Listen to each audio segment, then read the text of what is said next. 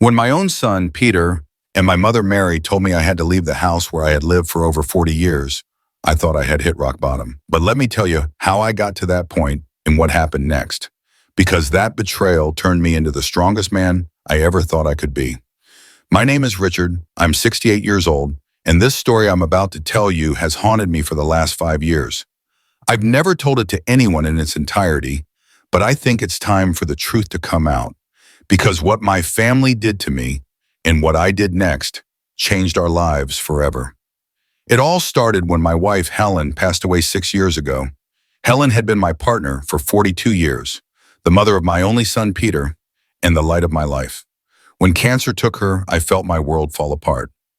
Peter was 35 at the time, married to Karen, and they had 2 small children, Sophia, who was 8, and Michael, who was 5.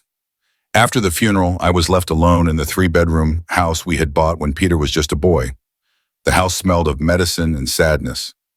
Every corner reminded me of Helen, her favorite coffee mug in the kitchen, her plants on the patio, her empty side of the bed that I couldn't bring myself to touch. Peter came to visit often at first. He would bring food Karen had prepared. He'd stay for lunch on Sundays, and the kids would fill the house with laughter again. I thought we would be okay like this, that my family would be there for me in this new chapter of my life. I was completely wrong. The first few months after Helen's death were the hardest of my life.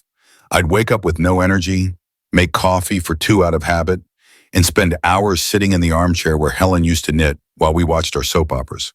My mother, Mary, who was 89 at the time, lived in a nursing home a few blocks from my house. I visited her 3 times a week, bringing her fruit, and we'd sit and talk about the old days. Mom had always been a strong woman, tough as nails, but with a noble heart.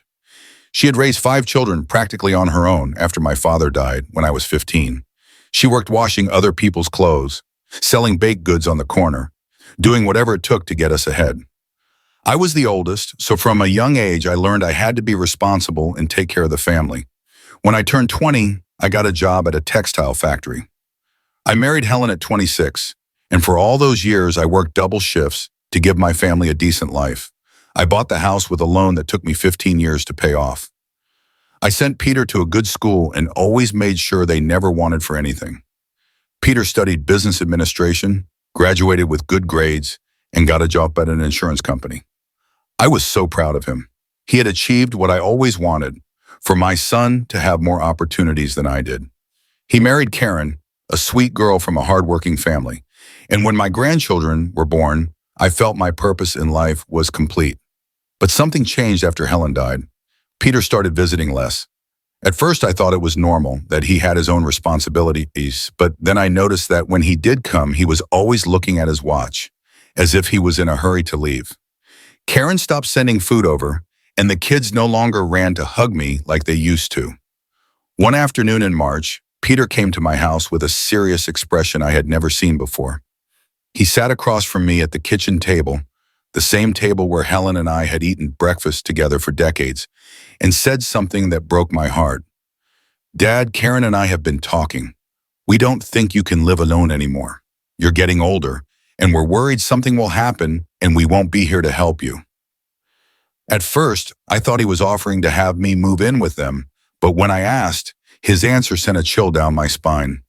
"No, Dad, our house is too small, but we found the perfect place for you. It's a very nice assisted living facility with people your age. You'll be much better cared for there than you are here." I told him I didn't want to leave my home, that I was fine living there, that all my memories with Helen were within those walls. But Peter insisted. He told me he had already spoken with the administrators, that a room was available, and that it would be for the best. "The best for everyone?" I asked. "Or the best for you?" Peter got angry at my question. He told me not to be selfish, that they had a right to live their lives without worrying about me all the time, that he had responsibilities to his wife and children and couldn't be coming over to take care of me like I was a child. That conversation ended badly.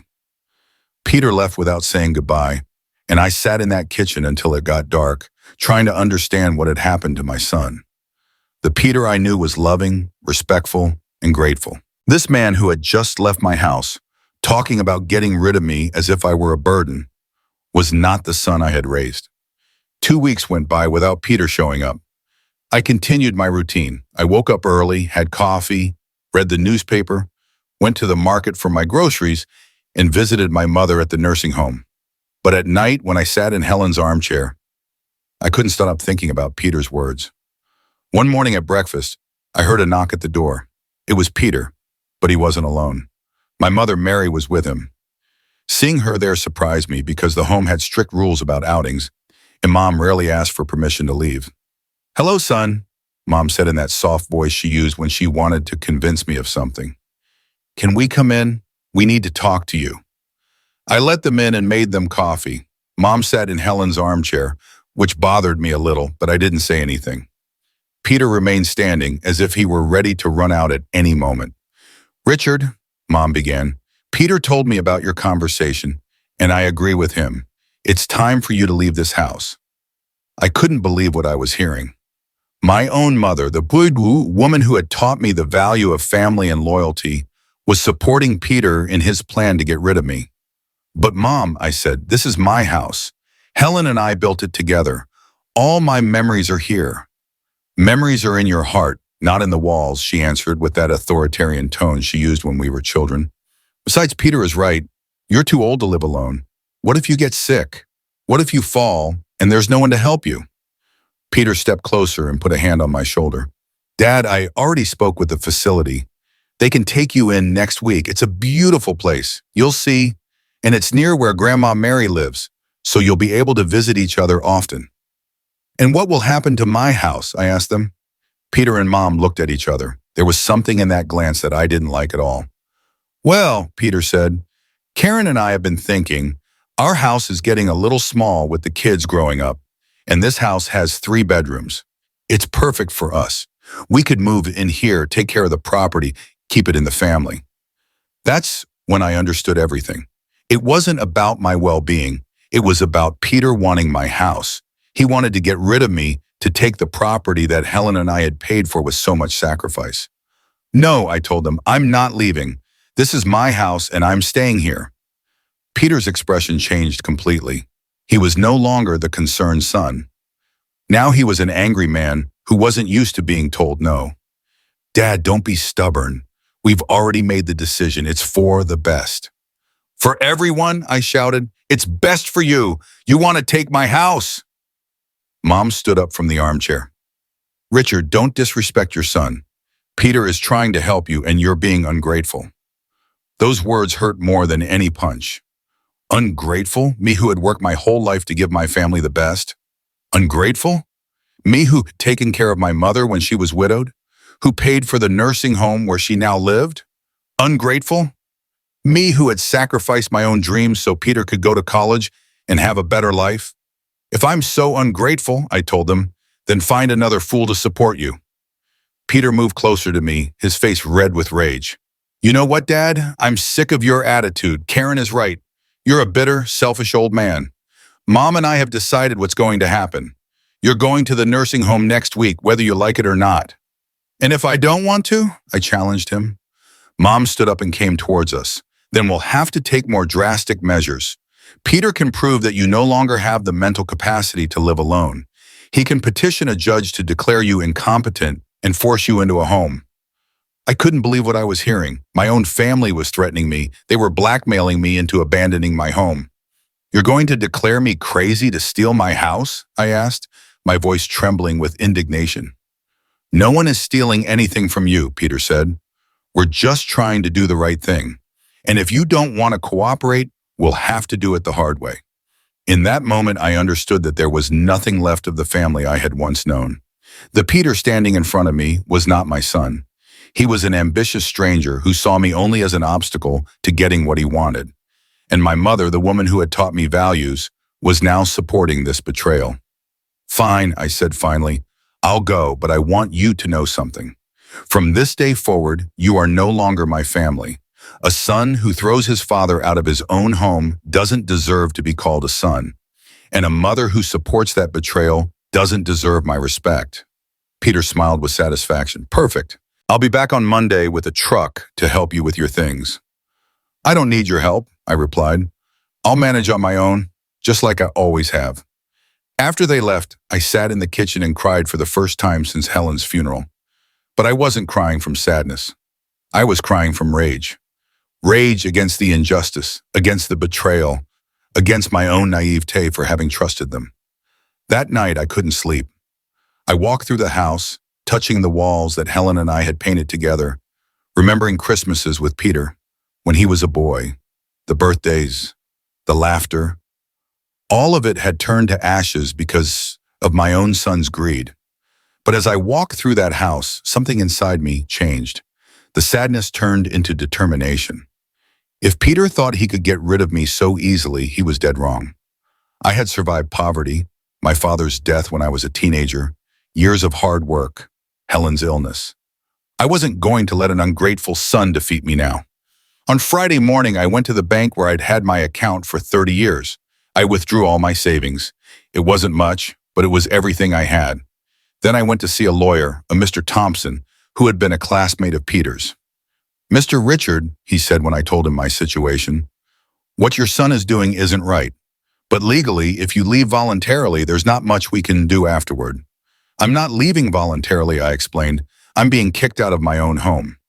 Mr. Thompson explained that I could file a complaint for elder abuse, that I could fight for my rights as a homeowner, but he also warned me that it would be a long, expensive process, and in the meantime, the relationship with my family would be completely destroyed.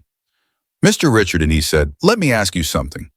Do you really want to stay in that house with all those painful memories, knowing your son is just waiting for you to die to inherit it?" His question made me think. He was right. What was the point of fighting for a house where I would no longer be happy, knowing that every time I saw Peter, I would only remember his betrayal? "What do you advise?" I asked him. "Leave, Mr. Richard, but not to the home your son chose. Go far away where you can start over. You're 68, not 98. You still have time to be happy." Those words gave me an idea that neither Peter nor my mother Mary could have ever imagined I was capable of. I left the lawyer's office and went straight to the travel agency downtown. There I asked about bus tickets to other cities. I wanted to go far away where Peter couldn't find me, where I could start a new life without the shadows of the past. The agent, a kind older woman, showed me several options. There were tickets to Denver, to Austin, to Portland. But when she mentioned a small town called Harmony Creek, a 6-hour ride away, something in my heart lit up. "What's that place like?" I asked her. "It's a quiet town, Mr. Richard. It has about 15,000 people. It's surrounded by mountains. There's a beautiful lake. It's the kind of place where everyone knows each other, where people still say hello on the street." It sounded like the perfect place for a man who wanted to disappear from the world he had known. I bought the ticket for Monday morning, the same day Peter was supposed to come for me. Then I went home and started packing my most important things: my wedding photo with Helen, some jewelry that had been hers, my documents, and the clothes that could fit into 2 suitcases. On Sunday night, I wrote a letter and left it on the kitchen table. "Peter and Mary, when you read this, I will already be gone. I am leaving, but not for the home you chose. I am going to a place where I can live with dignity without being a burden to anyone. The house is yours now, which is what you wanted. But know this, a man who throws his father out of his home and a mother who supports that betrayal will have to live with that guilt forever. Don't look for me because you won't find me. And if one day you realize the pain you caused me and want to ask for forgiveness, it will be too late. Goodbye forever, Richard." At 5 a.m. on Monday, I called a taxi that took me to the bus station. At 6:30, I was boarding the bus that would take me to Harmony Creek, to my new life.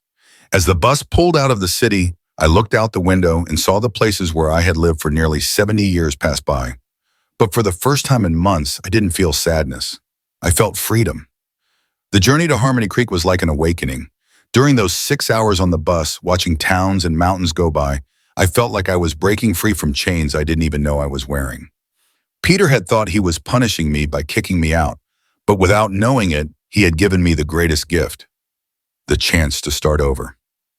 When I arrived in Harmony Creek, the first thing that struck me was the clean air. After decades of living in the city, Breathing that mountain air was like drinking fresh water after years of thirst. The town was exactly as the agent had described it, small, quiet, surrounded by nature. I looked for a hotel to stay in while I found something more permanent.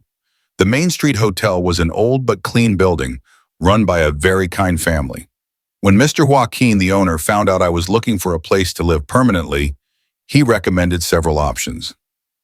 "Look, Mr. Richard," he said, "there's a little house at the end of Maple Avenue that's been empty for a few months. It's small but comfortable. It has a yard with fruit trees, and the rent isn't expensive. The owner is a Mrs. Carmen Flores, a very decent widow who lives in the house next door." I went to see the house that same afternoon. It was simple: one bedroom, a kitchen, a bathroom, and a backyard with a mango and a lemon tree. But it had something my city house no longer had: peace. I stood in the middle of that empty living room, and for the first time in months, I could imagine myself being happy again. Mrs. Flores turned out to be a woman in her 60s, also a widow, with a warm smile and kind eyes. When I explained that I was new in town, looking for a quiet place to live out my final years, she looked at me with understanding. "And your family, Mr. Richard?" she asked. "Won't they worry about you being so far away?" "My family no longer exists," I replied simply. And it was the truth. Mrs. Flores didn't ask any more questions. She rented me the house with a handshake and said, "Welcome to Harmony Creek, Mr. Richard. I hope you find the peace you're looking for here."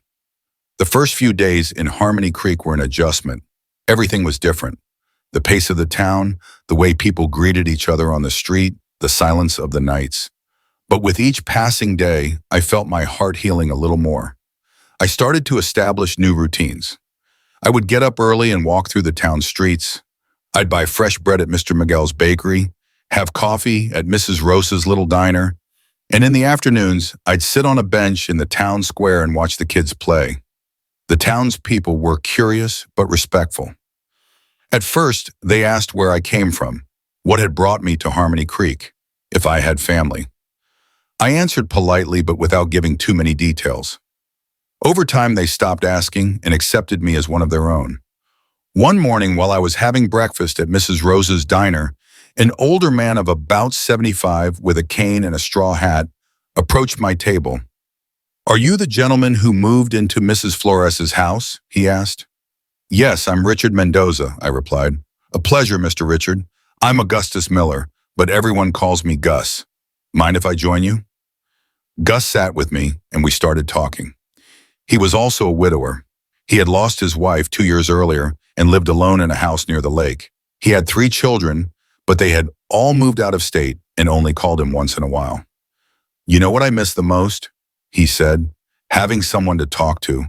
A man can live alone, but talking to yourself is for crazy people." We laughed, and from that day on, Gus and I started having breakfast together every day.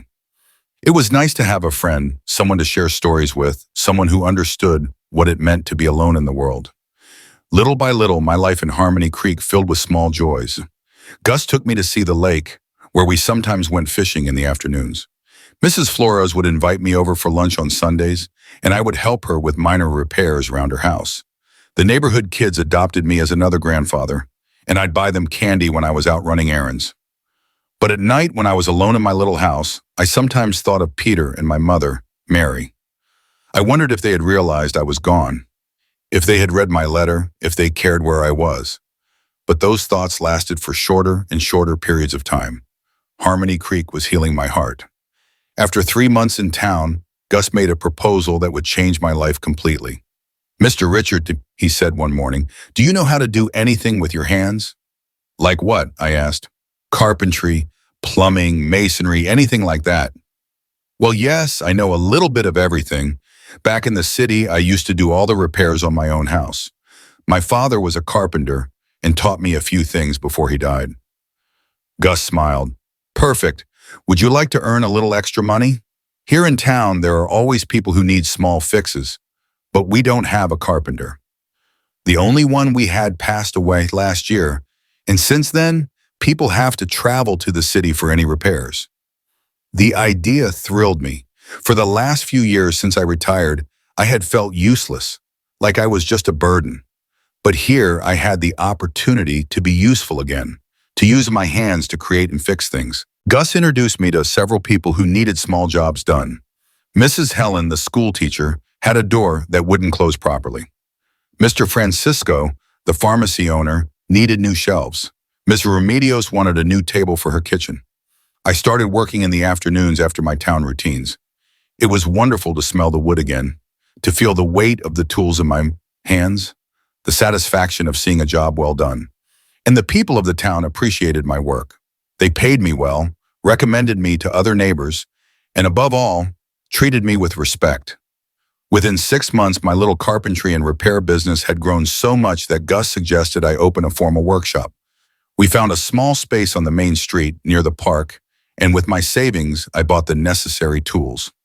Mr. Richard's Carpentry, the sign on the door read. It was the first time in my life I had my own business, and I felt as proud as a child with a new toy. The workshop became a gathering place. The men of the town would come to chat with me while I worked. They'd tell me the local gossip, ask for advice on their own problems. Some would bring beer or coffee, and the afternoons would fly by with conversation and work.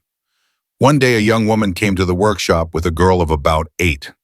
The woman looked worried, and the girl's eyes were red as if she had been crying. "Mr. Richard?" the woman asked. "I'm Linda Morales. My husband passed away 2 months ago, and I have some broken furniture that I need fixed, but I don't have much money to pay." The little girl came closer to me and looked up with those big, sad eyes. "Mister, my mommy's wardrobe fell and broke. My daddy's clothes were in there, and now my mommy cries because she says she can't keep them safe anymore." Those words went straight to my heart. I remembered when Helen died and how I clung to her dresses, her personal belongings, as if they were pieces of her soul that I could hold on to. "Don't you worry, Mrs. Linda," I said. "We'll fix that wardrobe, and you don't owe me a thing. Consider it a neighborly favor." Linda's face lit up, and the little girl hugged my legs. "Thank you, Mr. Richard. You're very kind." That afternoon, I went to Linda's house to see the damaged wardrobe. It had indeed fallen, and one of the doors had broken, but it was repairable. As I examined the damage, Linda told me her story. Her husband had died in a work accident. She had 2 children, the 8-year-old girl and a 2-year-old baby. She worked washing clothes to support her kids, but the money barely covered the basics. "Mr. Richard," she said as she fed the baby, "you remind me of my dad. He was a carpenter too, and he always said that a good man helps others without expecting anything in return." I worked on the wardrobe for 3 days in the afternoons after closing the shop. But I didn't just fix it, I improved it. I put on new hinges, sanded it completely, gave it a fresh coat of varnish, and added a special compartment for her most precious things.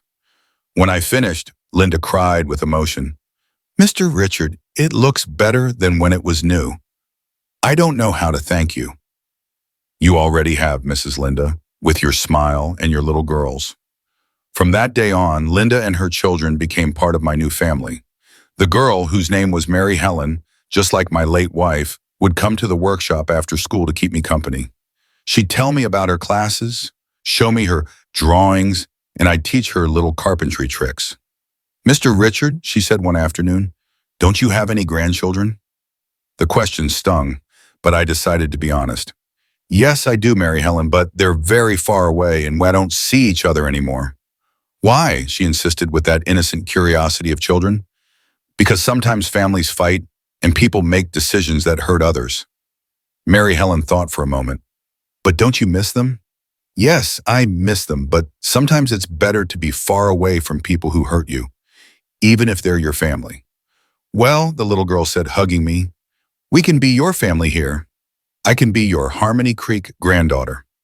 Those words filled my heart with a joy I hadn't felt in years. She was right. In Harmony Creek, I had found a new family, a chosen family, a family that loved and respected me. The following months were the happiest of my recent years. My workshop prospered, I had true friends, and Mary Helen and her little brother had become the grandchildren my heart needed. In the evenings, after closing the shop, I would go to Linda's house for dinner, or they would come to mine, and I would cook for them. A year after arriving in Harmony Creek, I received a call that would change everything. It was from Mr. Thompson, the lawyer I had consulted before I left. "Mr. Richard," he said in a grave voice, I have news about your family. Your son, Peter, has been looking for you desperately. He came to my office a week ago asking if I knew where you had gone. My heart raced. For that entire year, I had managed not to think much about Peter and my mother. I had built a new life. I had found peace. I had discovered that I could be happy without them. But now, just hearing that Peter was looking for me, all the emotions I had buried came rushing back to the surface. What did you tell him? I asked. I told him I knew nothing as you asked, but Mr. Richard, the boy looked terrible. He was thin, gaunt, as if he hadn't slept in weeks. He said he needed to find you, that he had something very important to tell you. And my mother? I asked, though I wasn't sure I wanted to know the answer. Mr. Thompson paused for a long time. Mr. Richard, your mother passed away 3 months ago. Peter told me she was asking for you until the very end, saying she needed to ask for your forgiveness before she died. My world collapsed. My mother had died and I wasn't there. I couldn't say goodbye to her. I couldn't hear the forgiveness she apparently wanted to give me. As much as she had hurt me, she was still my mother, the woman who had raised me and taught me everything I knew about life. What did she die of? I asked, my voice breaking. Peter said it was from sadness, Mr. Richard, that after you left, she just faded away. She stopped eating well, stopped leaving her room at the nursing home. The doctor said her heart just gave up. I hung up the phone and sat in my workshop, surrounded by the tools that had given me a new life, but feeling completely empty. Mom had died and I wasn't there. She had died carrying the guilt of what she had done to me, wanting to ask for my forgiveness, and I was here, living my new happy life without knowing a thing. That night I couldn't sleep. I walked through my small house, went out to the yard to look at the stars, but nothing brought me peace. For the first time in a year, Harmony Creek felt like a foreign place, as if I didn't belong there. The next day, Mary Helen came to the workshop as usual, but when she saw me, she immediately knew something was wrong. Mr. Richard, are you sad? She asked with the intuition that children have. Yes, Mary Helen. I found out my mother died a few months ago and I wasn't with her. The little girl came over and hugged me. Do you miss her a lot? Yes, I miss her. Even though we were fighting, she was still my mom. Aren't you going to visit her at the cemetery? Her question made me think. For that entire year, I had been running from my past, building a new life as if the old one had never existed. But Mom had died, and I had a right to say goodbye to her, to bring her flowers, to tell her everything I couldn't say in life. Maybe I should go, I told her. And what if you see your son who was looking for you? I don't know, Mary Helen. I don't know if I'm ready for that. That afternoon, I talked to Gus about my situation. He listened patiently, as he always did, and in the end, he gave me the wisest advice I could have hoped for. Mr. Richard, he said, you can't live on the run forever. Your mother is gone, but you're still alive. If you don't go say goodbye to her properly, that guilt will haunt you for the rest of your life. But what if Peter tries to convince me to come back? So what if he does? You're not the same man who left his home a year ago. You've proven you can live on your own, that you can be happy, that you can start over. Peter has no power over you anymore. Gus was right. I was no longer the defeated old man who had run away from home. I was Mr. Richard of Harmony Creek, the respected carpenter, the man who had rebuilt his life from scratch. Peter could look for me. He could try to manipulate me, but he could no longer control me. I decided I would travel to the city to visit my mother's grave, but only for 3 days. Then I would return to Harmony Creek, to my real home. I told Linda I would be gone for a few days, temporarily close the workshop, and ask Gus to look after my house. The trip back to the city was very different from the trip out. A year ago, I had fled, defeated, aimless. Now I was returning as a free man, coming back of my own free will, and I would leave when I wanted. I arrived in the city on a Tuesday morning. The first thing I noticed was how different everything seemed. The noise, the smog, the crowds. It all felt suffocating after a year of living in the tranquility of Harmony Creek. This was no longer my city. I went straight to the cemetery where my mother was buried.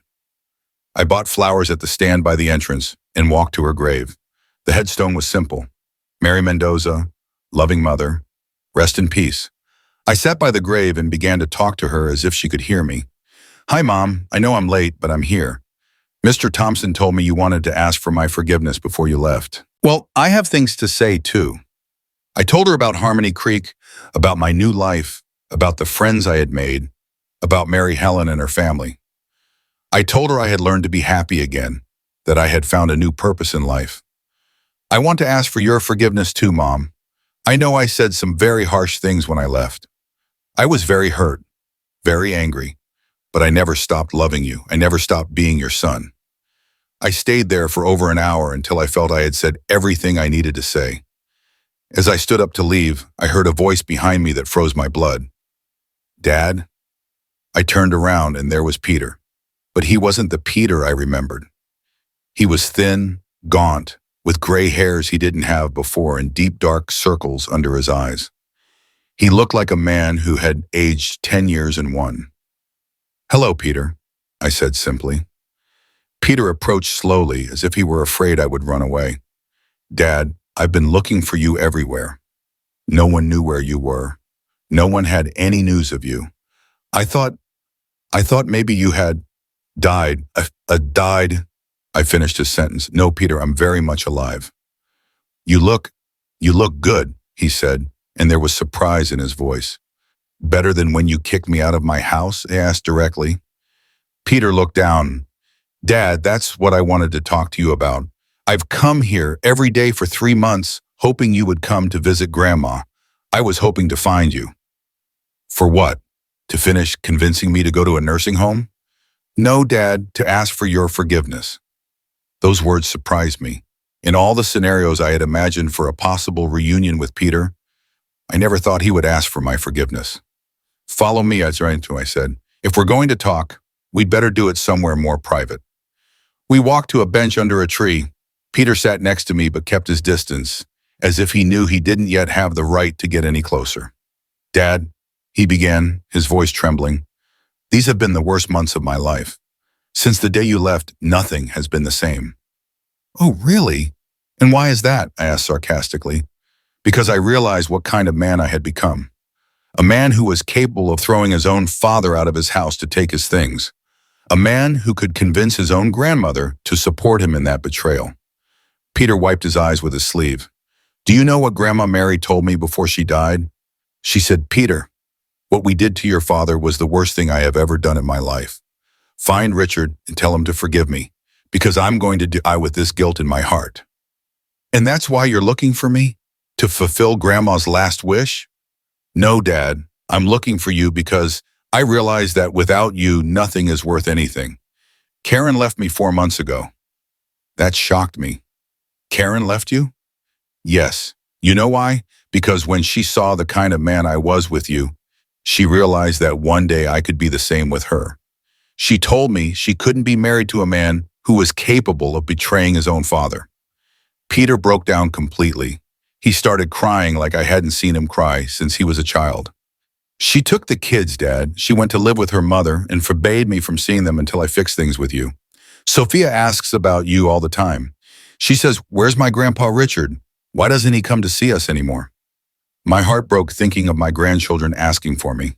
Sophia and Michael were not to blame for any of this. They were just children who loved their grandfather. And what did you tell them? I asked. At first, I lied. I told them you had gone on a trip. But then, when Karen found out, she forced me to tell them the truth, that their dad had been very mean to you and that you had left because you didn't want to be with us anymore. And what did they say? Sophia told me I was a bad dad, that good grandpas never leave on their own, that someone must have hurt them very much for them to go away. And Michael? Michael cried every night asking for his Grandpa Richard. Peter's words hurt, but they also brought me a strange satisfaction. He was finally understanding the consequences of his actions. He was finally realizing the damage he had caused. And the house? I asked. Have you settled in comfortably in my house? Peter shook his head. I never moved in, Dad. After you left, I went inside once to clean and arrange the things you had left behind. But I couldn't stay a single night. Your presence was in every corner, and I felt like a thief. So what did you do with the house? It's exactly as you left it. I go once a week to clean it and check that everything is okay. I've been keeping it for you. I was silent for several minutes, processing everything Peter had told me. It was clear that he had suffered the consequences of his actions, that he had realized his mistakes, but a part of me still held so much anger, so much accumulated pain. Peter, I said finally, I appreciate you asking for forgiveness, and I'm sad to hear that Karen left you and that you lost the kids. But that doesn't change what you did to me. You threw me out of my own house like I was a D. You told me I was a burden, that I was useless. I know, Dad, and not a day goes by that I don't regret those words. You know what hurt the most? That my own mother supported you. That the woman who taught me values, who taught me to respect my elders, was capable of betraying me like that. Grandma regretted it so much, Dad. In her last months, all she talked about was you, about how badly we had treated you. She said she had been so unfair to you, that you were always a good son, and that she had been a bad mother at the end of her life. Well, I said, standing up, you've asked for forgiveness. You've fulfilled your grandmother's last wish. I hope you can live in peace now. Are you leaving again? He asked desperately. You're not coming back? I am going back, Peter, but not here. I'm going back to my real home. What's your real home? A place where I'm respected, where I'm loved, where I'm useful. A place where no one sees me as a burden or a nuisance. Peter stood up too. Dad, please, give me a chance to fix things. Let me show you that I've changed. How? Come to the house, your house. Stay for a few days. Let me take care of you like I should have from the beginning. No, Peter, that life is over for me. Then take me with you, and his request completely stunned me. What did you say? I said, take me with you wherever it is you live now. I have nothing here. Karen won't forgive me until things are right between us, and my kids won't respect me until they see I'm capable of fixing what I broke. Peter, you know nothing about my new life. Then teach me. Give me the chance to be the son I should have always been. I looked at him intently. There was desperation in his eyes, but also something I hadn't seen in a long time. Sincere humility. Are you really willing to leave everything here to come with me to a place you don't know? Yes, Dad, whatever it takes. Even if it's a small town where everyone knows each other, where there are no shopping malls or movie theaters or anything you're used to? Yes. Even if you have to work with your hands to earn a living? Yes, Dad, anything. I thought for several minutes. A part of me wanted to send him away, to tell him it was too late to be sorry. But another part, the part that still loved him as a father, wanted to give him a chance. All right, I said finally, but on my terms. Anything you say. First condition, you come as my employee, not as my son. You'll work in my workshop, you'll learn carpentry, and you'll earn the respect of the townspeople with your work, not with my recommendation. Deal. Second condition, you won't tell anyone about your past life. If people ask, you're an acquaintance who came looking for work. Nothing more. Okay. Third condition, if at any moment I feel that you haven't truly changed, you leave immediately. No arguments, no begging. I accept. And fourth condition, if you decide to stay, and if after some time you prove to me that you've really changed, you can bring your children to meet their new grandfather. But only if I think you've earned it. For the first time since we started talking, Peter smiled. Does that mean you forgive me? It means I'm giving you the opportunity to earn my forgiveness. But forgiveness is earned with actions, not with words. Peter hugged me, and although I didn't fully return the hug, I didn't pull away either. Don't disappoint me again, Peter, because this is your last chance. I won't disappoint you, Dad, I promise. The next day, Peter and I took the bus to Harmony Creek. During the trip, I explained the rules of my new life. Respect for our neighbors, the importance of honest work, the simplicity of town life. How should I introduce myself, he asked. As Peter Lopez, an acquaintance from the city who's come to help me in the workshop. Why Lopez? Because I don't want anyone to know you're my son until you've earned that right. When we arrived in Harmony Creek, the first thing I did was take Peter to meet Gus. I wanted my best friend's approval before making any final decisions. Gus, I said, this is Peter Lopez. He's from the city, here to help me with the workshop. Gus looked Peter up and down. Then he looked at me with the wisdom that comes with age. Are you sure about this, Richard? I'm willing to train. And you, young man, Gus said to Peter, are you prepared for town life? Because this isn't like the city. Here, people work hard and don't take kindly to slackers. I'm ready to work, sir, Peter replied respectfully. All right, but I'm warning you, Mr. Richard is a respected man here. If you cause him any trouble, you'll have to deal with me. For the first few days, Peter slept at my house on a mattress I put in the living room. I had set clear rules. He got up at 5 a.m., made breakfast, cleaned the house, and then accompanied me to the workshop. It was hard for him at first. Peter wasn't used to physical labor, and his hands were covered in blisters by the end of the first week. But he never complained, not once. He was a quick learner, paid attention to my instructions, and tried to show me he was serious when he said he wanted to change.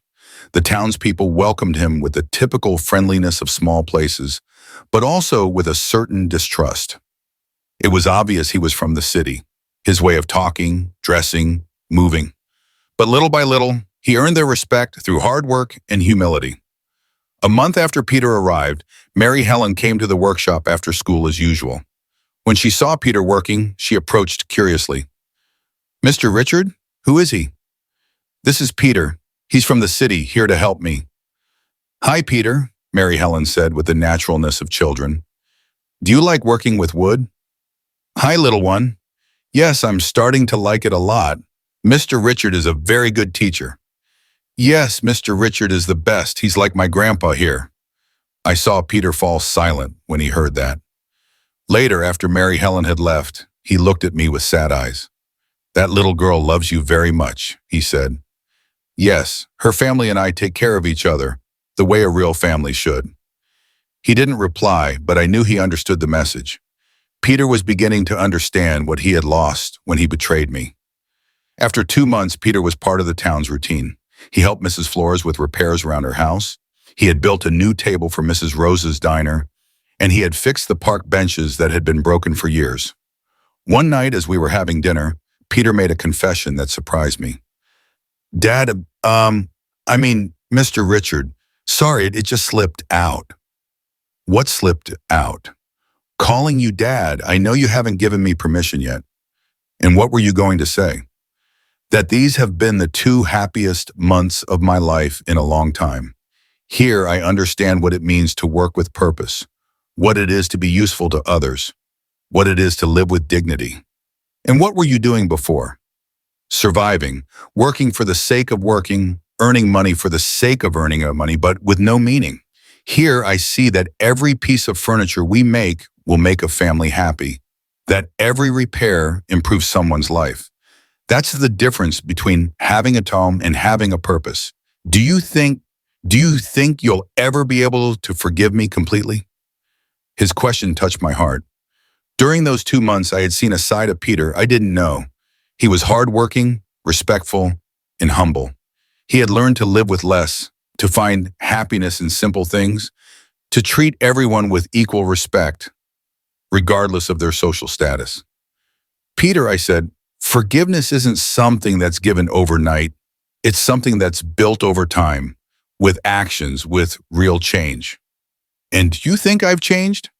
I think you are changing, but I'm still afraid to trust completely. Afraid of what? Afraid that when things get tough, you'll go back to being the same Peter who kicked me out of his house. Peter nodded sadly. I understand, and I promise I'll keep showing you that Peter no longer exists. In Peter's 3rd month in Harmony Creek, we received an unexpected visit. It was Karen with Sophia and Michael. They arrived at the workshop on a Saturday morning, and when Peter saw them, he froze. Karen, what are you doing here? Karen looked nervous but determined. I came to see if what I heard was true. What did you hear? That you had found your father, that you were living with him and working honestly. Peter looked at me as if asking for permission to explain. I nodded. Yes, Karen. I found Dad and I've been living here, learning from him, trying to be a better person. Sophia let go of her mother's hand and ran towards me. Grandpa Richard, I missed you so much. Why did you leave without saying goodbye? My heart broke seeing my granddaughter. She had grown so much in that year, but she was still the same sweet girl I remembered. Hello, Sophia. I missed you so much too. Michael, more shy, stayed by his mother's sweaty but waved at me. Karen approached me respectfully.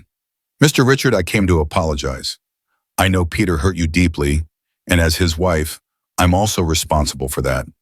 Did you know what Peter was going to do? Not exactly, but I knew he was angry that you refused to go to the nursing home, and I did nothing to stop him. I should have stood up for you. And why didn't you? Because I thought Peter knew what he was doing, that he was genuinely concerned for your well-being. But later, when I saw how he changed after you left, I realized it had been pure greed. We spent the whole day together. Karen and the children explored Harmony Creek, had lunch with us, and in the afternoon we went to the lake to fish. It was wonderful to see Peter with his children again, to see how he had learned to value those moments he once took for granted.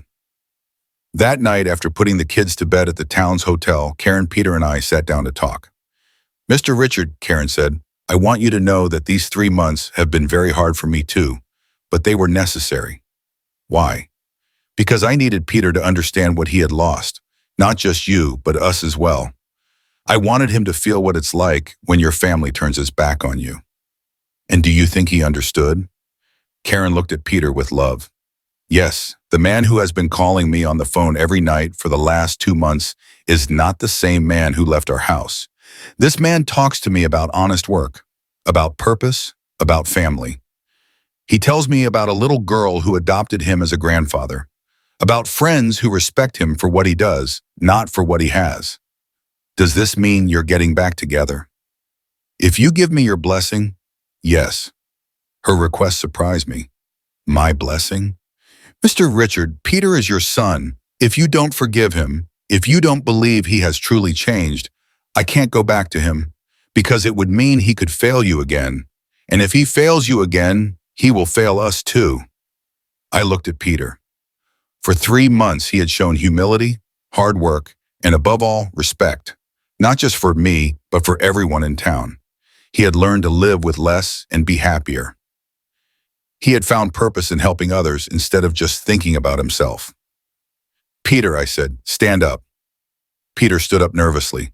Give me a hug. Peter hugged me, and this time, I hugged him back completely. It was the first real hug we had shared since he kicked me out of the house.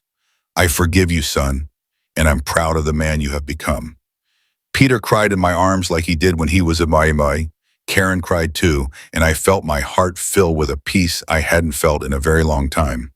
But I said when we separated, I have one condition. Anything, they both said at the same time. I want you to move to Harmony Creek. They looked at each other, surprised. Really? Karen asked. Really? You've learned to be happy here, Peter. You've found your true self here. I don't want you to go back to the city and become the man you were before. But what about work and the kids' school? The workshop is growing fast. We need to become official partners. And the school here is very good. Mary Helen can tell you all about it. Karen and Peter looked at each other for a long moment. Then Karen smiled. You know what? I think that would be perfect. The kids could grow up in a quiet place with their grandfather nearby, learning real values. And what do you say, son? I say yes, Dad. I say Harmony Creek has taught me more about life in 3 months than I learned in 35 years. 6 months later, Peter, Karen, and the children were official residents of Harmony Creek. They bought a house near mine, the kids enrolled in the local school, and Karen opened a small clothing boutique in the town square. The workshop was now called Richard & Son Carpentry and had become the most prosperous business in town. Peter had proven to be not only a good apprentice, but also an excellent manager. He had organized the orders, improved the processes, and secured clients from neighboring towns. But the most beautiful thing of all was watching my grandchildren grow up in the wholesome environment of Harmony Creek. Sophia and Michael became friends with Mary Helen and her little brother. And now I had 4 grandchildren who filled my house with laughter on the weekends. One night, a year after Peter's return, we were all having dinner together at my house. Peter had cooked, Karen had brought dessert from her shop, and the kids had made drawings to decorate the walls. Grandpa, Sophia said, is it true that Dad used to be mean to you? The question surprised me. Peter tensed up, waiting for my answer. Your dad wasn't mean, Sophia. He was just confused. Sometimes good people make wrong decisions when they're worried or scared. And he's not confused anymore? No, not anymore. Now your dad knows what's really important in life. And what's the most important thing? Family, I said, looking at everyone at the table. But not just the family you were born into, also the family you choose, the family you earn with love and respect. Peter looked at me with tears in his eyes. Thank you, Dad, for giving me this second chance. We all deserve a second chance, son, but only those who truly change take advantage of it. After dinner, when everyone had gone home, I was left alone in my kitchen, washing the dishes and reminiscing. I thought about the night Peter and my mother came to tell me I had to leave. I thought about the rage I felt, the betrayal, the pain, but I also thought about everything that had happened since. If Peter hadn't kicked me out, I never would have come to Harmony Creek. I never would have met Gus, Mrs. Flores, Mary Helen and her family. I never would have discovered that I could start a new life at 68, that I could be useful, that I could be happy. And if Peter hadn't gone through the experience of losing me, of losing his wife and children, perhaps he never would have learned the true value of family. Perhaps he never would have become the noble, hardworking man he was now. Sometimes life throws the hardest punches at us to teach us the lessons we need to learn. Peter had to learn to value his family. I had to learn that I could be strong and independent. We both had to learn that forgiveness is possible when there is genuine remorse and true change.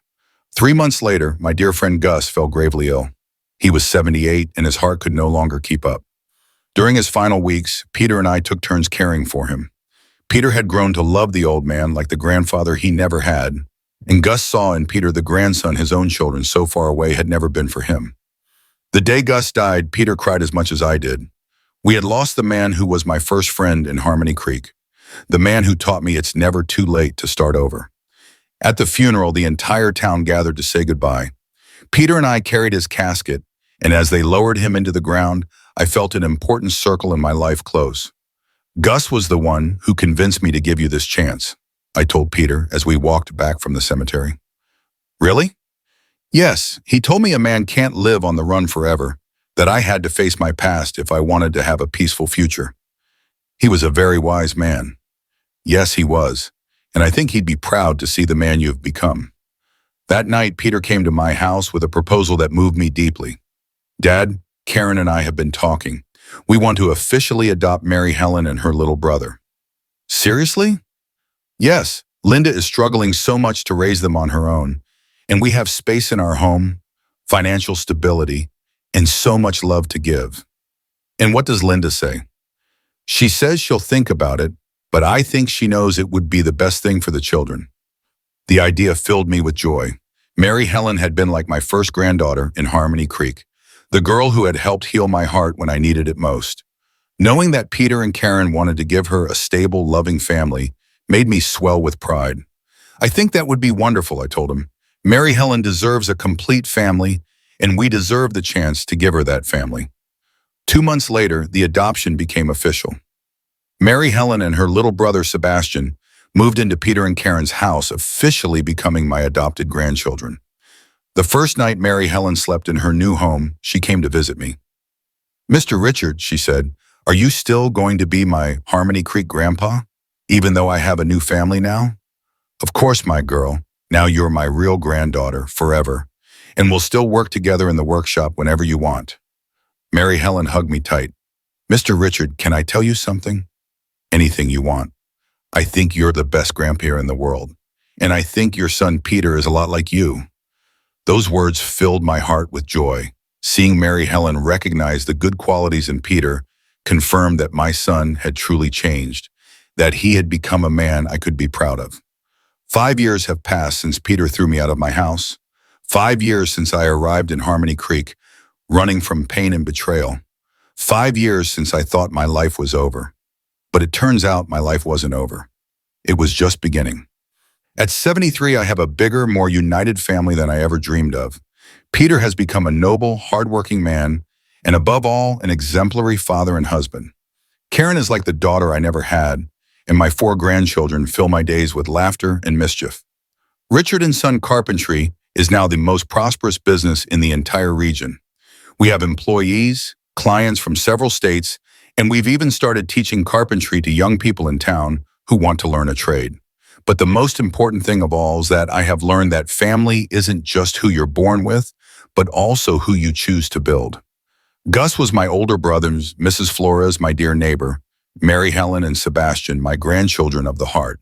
And the entire town of Harmony Creek became my great extended family. Peter learned that lesson too. He learned that being a good man isn't about having success or money, but about being useful, treating everyone with respect, and valuing what truly matters. Last week, Peter asked me a question that made me reflect deeply. Dad, do you regret coming to Harmony Creek? Would you have preferred it if I had never kicked you out? His question made me think of all the possible alternatives. What would have happened if Peter had never betrayed me? I probably would have lived out my final years alone in that big house, full of sad memories, watching TV and waiting for occasional visits. I would have died the bitter widower I was before I came to Harmony Creek. You know what, son? I replied. I don't regret anything, because everything that happened led us to this moment. You learned to be a better man. I learned that I could be happy again, and our family became stronger than ever. But didn't what I did hurt you a lot? Of course it hurt. It was the greatest pain of my life after your mother's death. But that pain taught me that I was stronger than I thought. It taught me that I could survive anything, that I could start over at any age. And you forgive me completely? I forgave you completely the day I saw you had truly changed. Forgiveness isn't something you give out of pity or obligation. It's given when the person who hurt you proves they are no longer the same person who caused the harm. Peter hugged me, and in that embrace, I felt all the love, remorse, and gratitude of a son who had learned to value his father. Tonight, as I write down these memories, I look out the window of my house in Harmony Creek and see the lights of my neighbors' homes. I see the house where Peter, Karen, and the children live. I see the workshop where we work together every day. I see the park where the children play, the church where we go on Sundays, the lake where Peter and I fish on Saturdays. All of this exists because one day my son kicked me out of my house, thinking he was punishing me, without knowing he was setting me free. Sometimes life gives us the hardest blows to take us exactly where we need to be. Peter needed to learn the value of family, and I needed to learn that I could be happy without clinging to the past. When I arrived in Harmony Creek, I thought I was running away. Now I know I was coming home. If anyone listening is going through a family betrayal, through the rejection of their loved ones, I want to tell you something important. Don't let the pain defeat you. Sometimes our families fail us. Sometimes the people we love most hurt us deeply. But that doesn't mean our story is over. You are stronger than you think. You can start over at any age, in any place. You can find a new family, new purposes, new happiness. And if one day those people who hurt you realize their mistake and come to ask for your genuine forgiveness, you will have the strength to decide whether to forgive them or not. Because when you rebuild yourself completely, you no longer make decisions from a place of pain, but from a place of wisdom. My name is Richard Mendoza. I am 73 years old, and I live in Harmony Creek. I am a carpenter, a grandfather to 4 wonderful grandchildren, and I can say with pride that I am a happy man. And it all started the day my own son kicked me out of his house.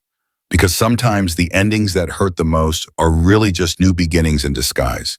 If this story resonated with you, I invite you to subscribe to Whispers of Experience for more stories of life, loss, and the strength of the human spirit.